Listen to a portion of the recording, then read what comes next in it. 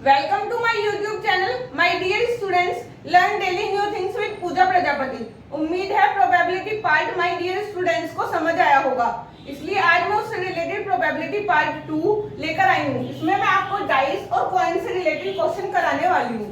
ये आपके competitive exams और 10th-12th एग्जाम्स में काफी हेल्प करेंगे। तो चलिए वीडियो स्टार्ट करते हैं। पहला क्वेश्चन आपको दिया है दो पासे को एक साथ उछालने पर दोनों पासों पर समान अंक आने की प्रायिकता ज्ञात करो। मैंने आपको बताया था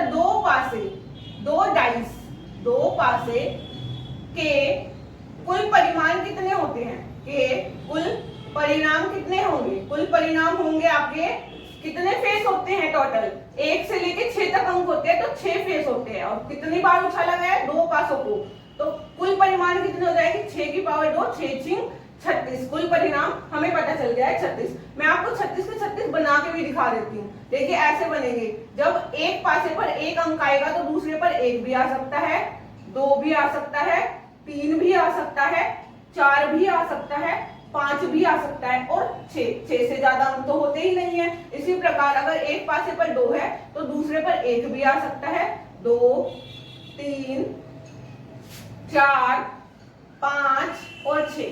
इसी प्रकार ऐसे ही 3 1 3 2 3 3 3 4 3 5 3 6। इसी प्रकार 4 से 4 1 4 2 4 3 4 4 4 5 और 4 6। इसी प्रकार 5 1 5 2 5 3 5 4 5 5 और 5 6। इसी प्रकार 6 के साथ बनेगा 6 1 6 2 6 3 6 4 6 5 और 6 6। उम्मीद हमारी डियर स्टूडेंट्स को समझ में आया होगा कि जब दो पासे उछालते हैं तो कैसे कुल परिणाम बनते हैं। 1 2 3 4 5 6, 1 2 3 4 5 6, तो 6 6 कितने हो जाते हैं टोटल परिणाम 36। तो चलिए अब पूछा क्या है, समान अंक आने की, दोनों पासों पर समान अंक, दोनों पासों पर सेम डिजिट आने की प्रायिकता। 1 1 सेम डिजिट है, 2 2 3 3 4 4 5 5 और 6 6। तो कुल फेवरेबल आउटकम, प्रोबेबिलिटी का फॉर्मूला कल मैंने आपको बताया था, फेवरेबल आउटकम जो पूछे आपसे अपॉन टोटल आउटकम। नीचे क्या होता है, टोटल आउटकम। तो फेवरेबल आउटकम 1 2 3 4 5 6 कितने हैं, 6। और कुल परिमाण कितने हैं आपके 36। 6 कम 6 6 36। तो आंसर कितना आ जाएगा, 1/6। उम्मीद है हमारे डियर स्टूडेंट्स को फर्स्ट क्वेश्चन इजीली समझ में आया होगा। तो चलिए क्वेश्चन नंबर 2 स्टार्ट करते हैं। सेकंड क्वेश्चन में आपसे पूछा है एक पासे को फेंकने पर विषम अंक आने की प्रायिकता ज्ञात करो। क्या पूछा है, एक पासे पर, इस बार इसने एक पासा थ्रो किया है, एक पासा उछाला है। तो चलिए करते हैं क्वेश्चन नंबर 2। क्वेश्चन नंबर 2 आपसे पूछा है, क्वेश्चन नंबर 2 में आपसे पूछा है कि एक पासे पर कुल परिमाण कितने होते हैं आपके, कुल परिणाम आपके होते हैं एक पासे पर 1 से लेके 6 तक अंक होते हैं, तो 6 होते हैं, 1 2 3 4 5 और 6। तो कुल परिणाम कितने होते हैं, 6। लेकिन पूछा क्या है, विषम अंक आने की। फेवरेबल आउटकम में आपसे पूछा है विषम अंक मतलब ओड नंबर आपका 1 3 और 5। तो टोटल कितने हुए विषम अंक, 3 1 3 और 5। विषम अंक आने की प्रायिकता पूछी है। अभी प्रायिकता का फॉर्मूला आपको बताया था, प्रायिकता बराबर होता है फेवरेबल आउटकम, फेवरेबल अनुकूलित परिमाण अपॉन कुल परिमाण, कुल टोटल आउटकम्स। तो फेवरेबल कितने हैं आपके, 3 और टोटल कितने हैं, 6। 3 कम 3 दूनी 6। तो आंसर कितना आ जाएगा, हाफ। इसी प्रकार आपसे इस क्वेश्चन में विषम ना देके सम इवन की पूछ सकता है। तो इवन भी कितने होते हैं, 2 4 और 3 ही होते हैं। भाज्य काफी सारे टाइप के क्वेश्चंस बन सकते हैं। तो चलिए क्वेश्चन नंबर 3 स्टार्ट करते हैं। उम्मीद है हमारे डियर स्टूडेंट्स को क्वेश्चन नंबर 2 भी इजीली समझ आया होगा। तो क्वेश्चन नंबर थर्ड स्टार्ट करते हैं। क्वेश्चन नंबर थर्ड में आपको क्या दिया है? क्वेश्चन नंबर थर्ड में आपको दिया है दो पासों को एक साथ फेंकने पर, दो पासों को एक साथ फेंकने पर योग 7 आने की प्रायिकता। मैंने अभी चार्ट बनाया था, तो चार्ट बनाने की नीड नहीं है, मैं आपको डायरेक्ट बता देती हूँ। एक के साथ अगर 6 आएगा तो 7 बनेगा, इन दोनों का योग कितना होगा? 7। 2 के साथ अगर 5 आएगा तो भी क्या बनेगा? योग 7। इसके बाद 3 के साथ 4 आएगा तो भी योग कितना बनेगा? 7। फिर इसके बाद 7 बनाना है, अगर 2 के साथ इसके बाद 4 के बाद अगर कितना हो? 3, तो भी कितना बनेगा? 7। इसके बाद 5 के साथ कितना हो? 2, तब भी कितना बनेगा? योग 7 करना है हमें। फिर 6 के साथ 1 हो तो भी योग क्या बनेगा? 7। तो टोटल फेवरेबल आउटकम्स कितने हैं? टोटल फेवरेबल आउटकम्स हमारे 1 2 3 4 5 6 है। और कुल परिमाण हमें पता ही है कितने होते हैं।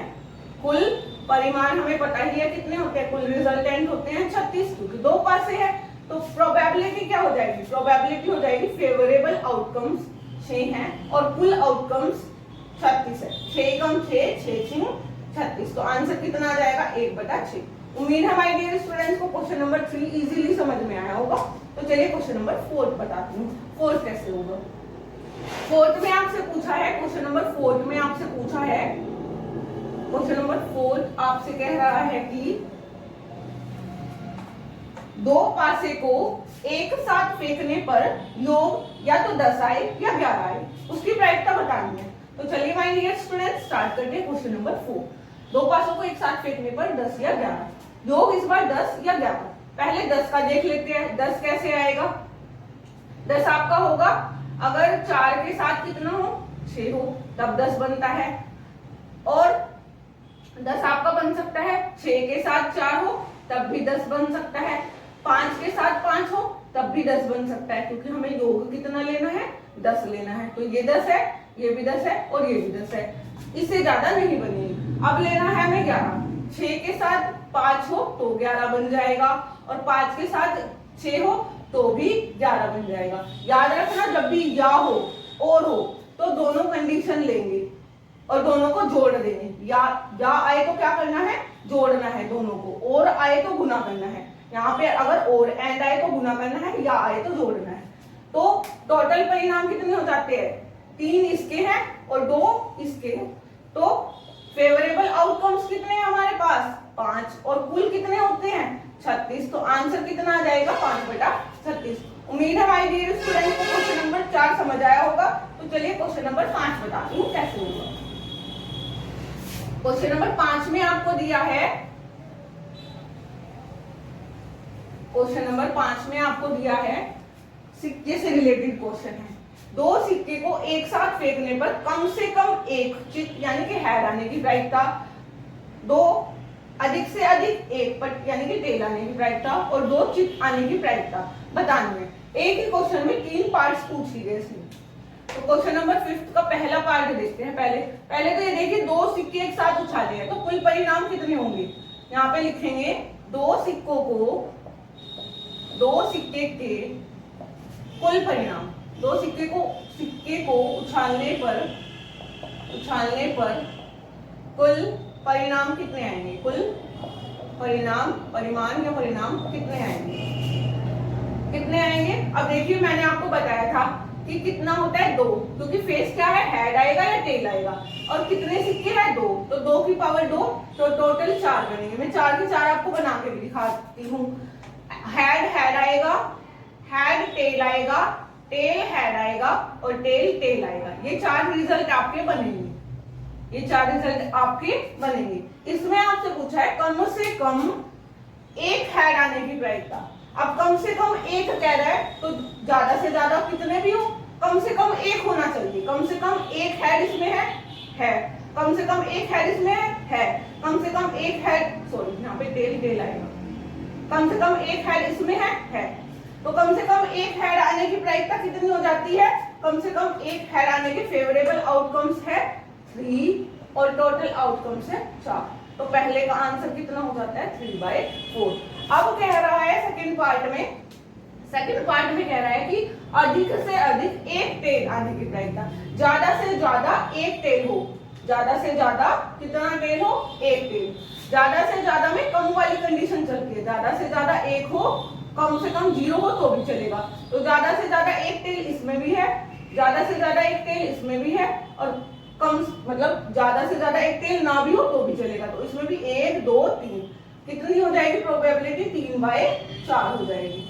अब पूछा है दो चित्त आने की प्रायिकता, दो चित्त मतलब हेड आने की प्रायिकता, दो हेड तो एक ही कंडीशन में है, तो इसका थर्ड आंसर कितना हो जाएगा, थर्ड का आंसर हो जाएगा probability is equal to favourable 1 है और टोटल कितने हैं 4, तो आंसर हो जाएगा ये। याद रखना कम से कम में ज्यादा वाले चलते हैं और ज्यादा से ज्यादा में कम वाले चलते हैं जितने भी। उम्मीद है हमारे डियर स्टूडेंट्स को 5 के 5 क्वेश्चन समझ में आए होंगे। अगर किसी भी स्टूडेंट की कोई क्वेरी है इन क्वेश्चन से रिलेटेड या और भी क्वेश्चन से रिलेटेड तो प्लीज कमेंट बॉक्स में मुझे बताइए, और अगर मेरी वीडियो अच्छी लगी हो तो प्लीज लाइक और शेयर कीजिए अपने फ्रेंड्स को ज्यादा से ज्यादा, और मेरे चैनल को सब्सक्राइब कीजिए। Thank you my dear students.